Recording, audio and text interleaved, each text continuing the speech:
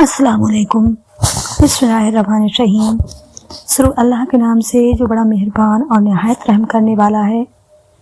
प्यारे दोस्तों, ऐसे ही सच्चे और दिलचस्प वाक़यात सुनने के लिए हमारे चैनल को सब्सक्राइब करें। प्यारे दोस्तों, एक बार हज़रत ख्वाजा मोइनुद्दीन चिश्ती रहमतुल्लाह अलैह इस्लाम का पैगाम फैलाने की नीयत से अपने कुछ मुरीदों के साथ अजमेर शरीफ के एक स्थान पर तशरीफ लाए। जिस मुकाम पर हज़रत ख्वाजा मोइनुद्दीन चिश्ती रहमतुल्लाह अलैह ने क़याम किया, वहाँ के करीब ही एक बड़ा तालाब था जिसे स्थानीय हिंदू लोग अना सागर कहते थे। उस दौर में इस तालाब की वसात और पवित्रता के कारण हिंदू समाज में इसका बहुत एहतराम किया जाता था। उनका यह अकीदा था कि जो शख्स दिन भर गुनाह करने के बाद इस तालाब में गौस करता है, उसके तमाम गुनाह धुल जाते हैं। इसी वजह से वे इस तालाब को हमेशा दियों से सजाए रखते थे। कहा जाता है कि इस तालाब में हर रात दिए जलाने के लिए तकरीबन 3 मन तेल की जरूरत होती थी। तालाब की पवित्रता के कारण वहां सभी हिंदुओं को दाखिल होने की इजाजत नहीं थी। सिर्फ आला तबके के ब्राह्मण ही वहां गुस्ल कर सकते थे और तालाब के पानी को छू सकते थे। उनका यह मानना था कि अगर ब्राह्मणों के अलावा कोई और तालाब के पानी को छू ले तो पानी नापाक हो जाएगा। हजरत ख्वाजा मोइनुद्दीन चिश्ती रहमतुल्लाह अलैह और उनके मुरीद लंबे सफर से थके हुए थे। कुछ देर आराम फरमाने के बाद जब नमाज का वक्त हुआ तो ख्वाजा मोइनुद्दीन चिश्ती रहमतुल्लाह अलैह ने हजरत बख्तियार काकी रहमतुल्लाह अलैह को अजान देने का हुक्म दिया। हुक्म पाकर हजरत बख्तियार काकी रहमतुल्लाह अलैह ने अजान देना शुरू की। उस वक्त हिंदुस्तान में तौहीद का पैगाम और अजान के अल्फाज किसी ने नहीं सुने थे। जब लोगों ने पहली बार अजान के अल्फाज सुने तो उनके दरमियान हलचल मच गई। लोग अपने घरों से बाहर आकर एक दूसरे से कहने लगे, यह फकीर लोग कहां से आ गए और यह क्या पढ़ रहे हैं। अजान खत्म होने के बाद हजरत ख्वाजा मोइनुद्दीन चिश्ती रहमतुल्लाह अलैह और उनके साथियों ने अनासागर तालाब पर जाकर वजू करना शुरू किया। जब हिंदू पुजारियों ने देखा कि एक अजनबी दरवेश उनके मखसूस तालाब का इस्तेमाल कर रहा है तो उनके दिल में गुस्से की आग भड़क उठी। एक पुजारी बोला, यह दरवेश कहां से आ गया, बिना हमारी इजाजत के इसने हमारे पाक तालाब को हाथ लगा दिया। हम इस तालाब को कितना मुकद्दस मानते हैं और इन मुसाफिरों ने इसे नापाक कर दिया है। इसका कोई हल नहीं निकालना ही होगा। इसके बाद हजरत ख्वाजा मोइनुद्दीन चिश्ती रहमतुल्लाह अलैह ने तमाम साथियों के साथ मिलकर जमात के साथ नमाज अदा की। लोग यह मंजर देखने लगे और कहने लगे, यह तो कोई अजीब फकीर हैं। हमारे मंदिरों में सब देवी देवता मौजूद हैं और यह उनकी इबादत ना करके किसी नए खुदा की इबादत कर रहा है। अगर मंदिर के बाहर भी कोई खुदा है तो उसे भी मंदिर में रखा जाना चाहिए ताकि लोग उसकी भी पूजा कर सकें। शाम ढलने लगी। शाम होते ही राजा पृथ्वीराज के ऊँटों के चरवाहे अपने ऊँट लेकर उस जगह पहुंचे। इत्तेफाक से हजरत ख्वाजा मोइनुद्दीन चिश्ती रहमतुल्लाह अलैह उसी जगह पर तशरीफ फरमा थे जहां आम तौर पर राजा के ऊँट आराम किया करते थे। चरवाहों ने देखा कि एक दरवेश का काफिला उनके मुकाम पर आकर बैठा है। उन्होंने हजरत ख्वाजा मोइनुद्दीन चिश्ती रहमतुल्लाह अलैह और उनके साथियों से कहा, अरे फकीर बाबा, आप कहां से तशरीफ लाए हैं और यहाँ आकर बैठ गए। क्या आपको मालूम नहीं कि यहाँ रोजाना राजा पृथ्वीराज के ऊँट आराम फरमाते हैं। राजा के ऊँट यहाँ आराम करते हैं, यह जानते हुए भी आपने यहाँ बैठने की जुर्रत कैसे की। हजरत ख्वाजा मोइनुद्दीन चिश्ती रहमतुल्लाह अलैह ने उन चरवाहों को नरमी से जवाब दिया, बाबा, हम मुसाफिर हैं और अनजान हैं। हमें मालूम नहीं था कि इस मुकाम पर राजा के ऊँट आराम करते हैं, क्योंकि हम पहले ही यहाँ रात गुजारने का इरादा कर चुके हैं।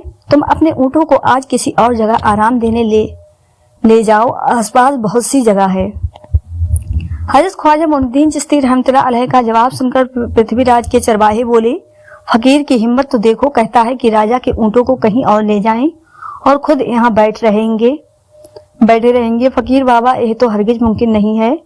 राजा के ऊँट अपने ही मुकाम पर बैठेंगे। एक कहकर चरवाहों ने हजरत ख्वाजा मोइनुद्दीन चिश्ती रहमतुल्लाह अलैह और उनके साथियों को वहां से उठाने के लिए दुर्व्यवहार करना शुरू कर दिया। हजरत ख्वाजा मोइनुद्दीन चिश्ती रहमतुल्लाह अलैह बहुत ही सरल स्वभाव के थे।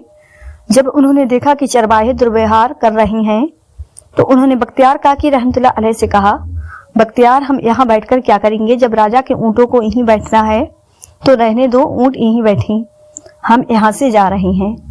यह कहकर हजरत ख्वाजा मोइनुद्दीन चिश्ती रहमतुल्लाह अलैह अपने साथियों के साथ वहां से चले गए। अगली सुबह जब ऊँटों को फिर से चरागाह में ले जाने का समय आया तो चरवाहे ऊँटों को उठाने की कोशिश करने लगे, लेकिन बार बार कोशिश के बावजूद वे ऊँटों को उठा नहीं सके, क्योंकि अल्लाह के वली हजरत ख्वाजा मोइनुद्दीन चिश्ती रहमतुल्लाह अलैह ने कहा था कि ऊँट यहीं बैठेंगे। अल्लाह रब्बुल इज्जत ने उनकी यह दुआ कबूल कर ली थी और ऊँटों को आदेश दिया था कि जब तक मोइनुद्दीन चिश्ती खुद नहीं कहेंगे तब तक वे यहीं पर बैठे रहेंगे। इसके बाद चरवाहे ऊँटों के न उठने का कारण जानने लगे। उनमें से एक नेक चरवाहा था जिसने कहा, क्या तुम्हें याद है कि हमने कल यहाँ से एक दरवेश को उठाया था? जाते जाते उन्होंने कहा था कि हम जा रहे हैं, राजा के ऊँट यहीं बैठेंगे। मुझे लगता है कि उनके कहे शब्दों के कारण ही राजा के ऊँट उठ नहीं पा रहे हैं। शायद वो कोई बड़े बली हैं या अल्लाह का कोई अवतार है। इस बात को हमें राजा के समक्ष रखते हैं। इसके बाद चरवाहे पृथ्वीराज के पास पहुंचे और हाथ जोड़कर निवेदन किया, महाराज हमने बहुत कोशिश की लेकिन आपके ऊँटों को उनके स्थान से नहीं उठा सके और उन्हें चरागाह में घास चराने नहीं ले जा पा रहे हैं। राजा पृथ्वीराज ने आश्चर्य से पूछा, क्या ऊँटों को कोई बीमारी है जिस कारण वे उठ नहीं पा रहे? चरवाहों ने कहा, महाराज ऊँट पूरी तरह स्वस्थ हैं, उन्हें कोई बीमारी नहीं है। पृथ्वीराज ने कहा, तो फिर वो अपनी जगह से क्यों नहीं उठ रहे? चरवाहों ने कहा, महाराज कल उस स्थान पर एक दरवेश बैठे थे, हमने उनके और उनके साथियों के साथ काफी अत्याचार किया और उन्हें वहां से उठा दिया था।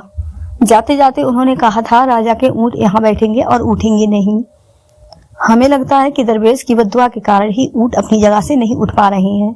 तब पृथ्वीराज ने हुक्म दिया, अच्छा जाओ और उस दरवेश को मेरे पास ले आओ।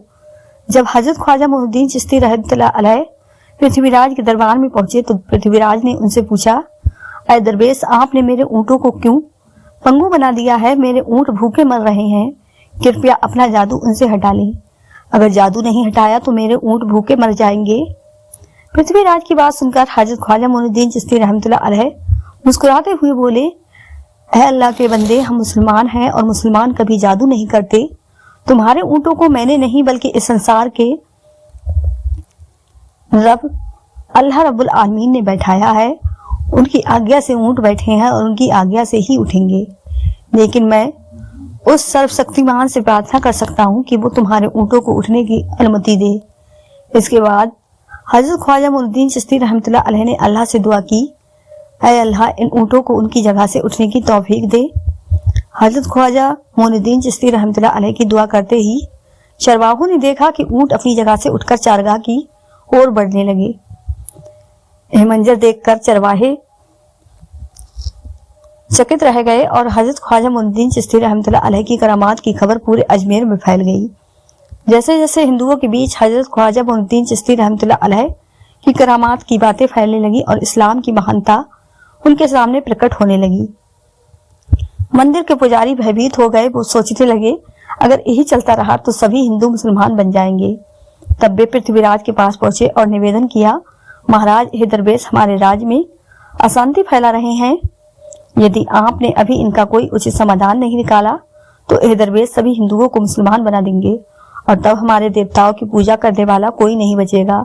आप इन्हें यहाँ से भगा दें, नहीं तो यह हमें यहाँ से बाहर निकाल देंगे। महाराज हम आपको एक और भयावह बात बताना चाहते हैं। यह दरवेश कहते हैं कि जिन मूर्तियों की हम पूजा करते हैं वो पूजनीय नहीं है। उनका कहना है कि यह केवल निर्जीव पत्थर है जिनमें कोई शक्ति नहीं है। यह साधारण लोगों को इस तरह की बातें बताकर भ्रमित करना चाहते हैं।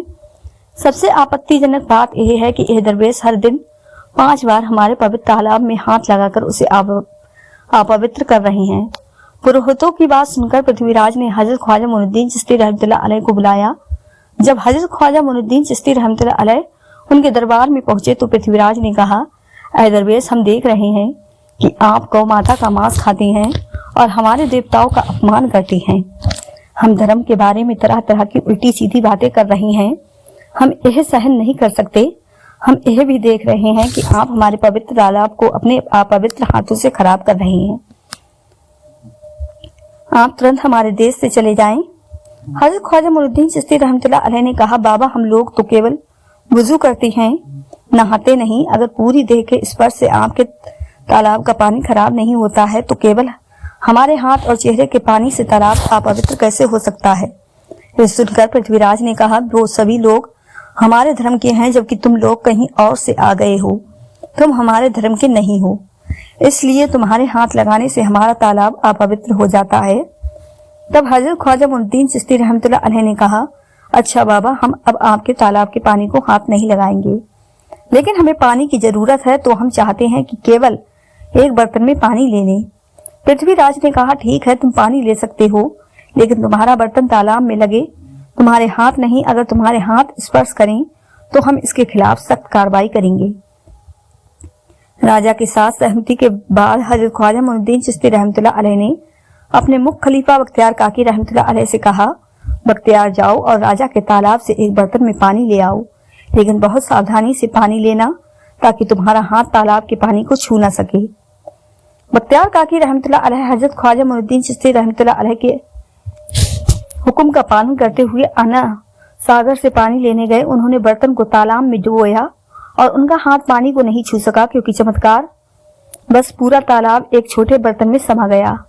आना सागर पूरी तरह से सूख गया और उसकी तली में केवल सूखी रेत दिखाई देने लगी।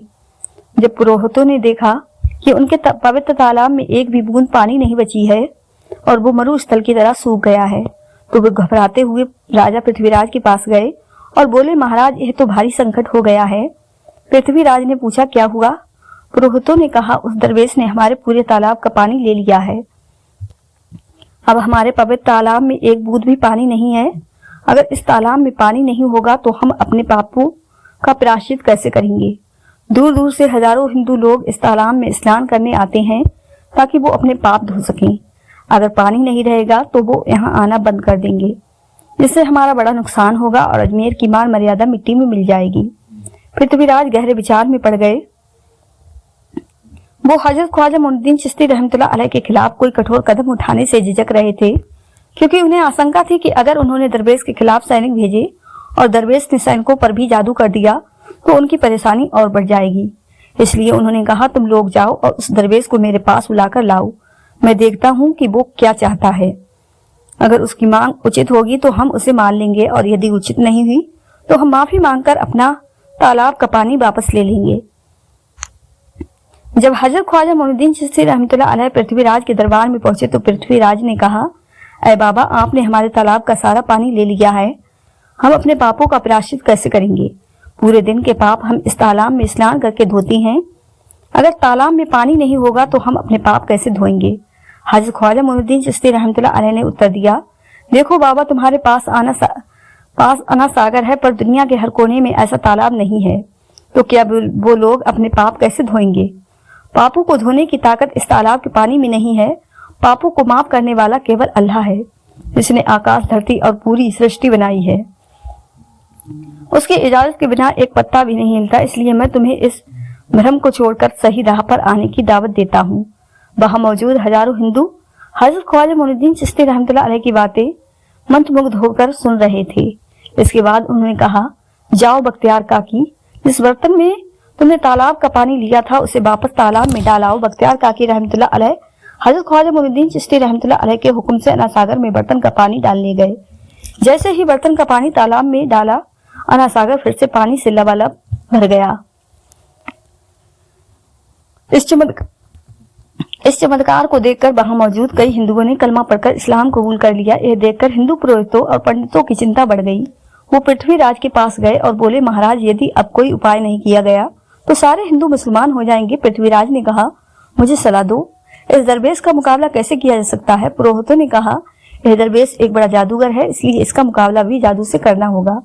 हमारे बीच एक बड़े पुरोहित और जादूगर रामदेव हैं, उन्हें इसके मुकाबले में भेजें। अगर वो जादू से इसे हरा सके तो हम अपने हिंदू धर्म का गौरव फिर से प्राप्त कर सकेंगे। पृथ्वीराज ने रामदेव को बुलाकर कहा, रामदेव, मैं तुम्हें इस दरवेश को जादू से हराने की जिम्मेदारी दे रहा हूँ। अगर तुम उसे हरा सको तो हम अपने धर्म का गौरव फिर से पा सकेंगे।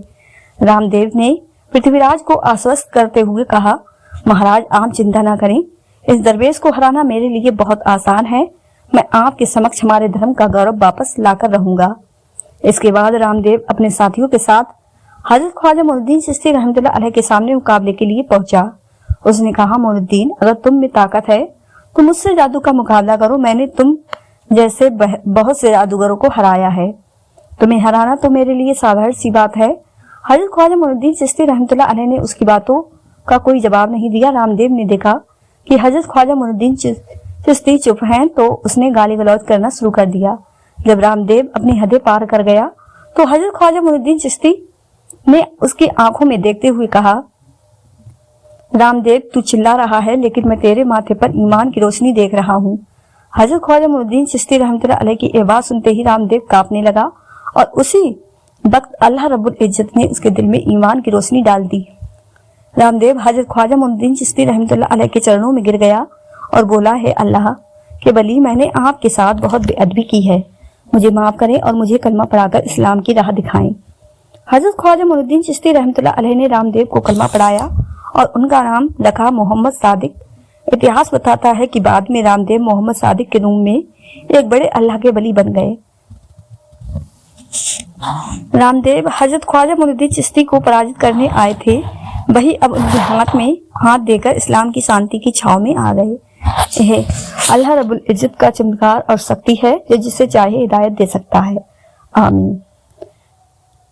प्यारे दोस्तों, यह थी हमारी आज की वीडियो पसंद आई हो तो ज्यादा से ज्यादा शेयर लाइक जरूर कीजिएगा और आपने हमारे चैनल को सब्सक्राइब नहीं किया है तो हमारे चैनल को सब्सक्राइब कर लें, जिससे आपको आने वाली वीडियो का नोटिफिकेशन मिलता रहे।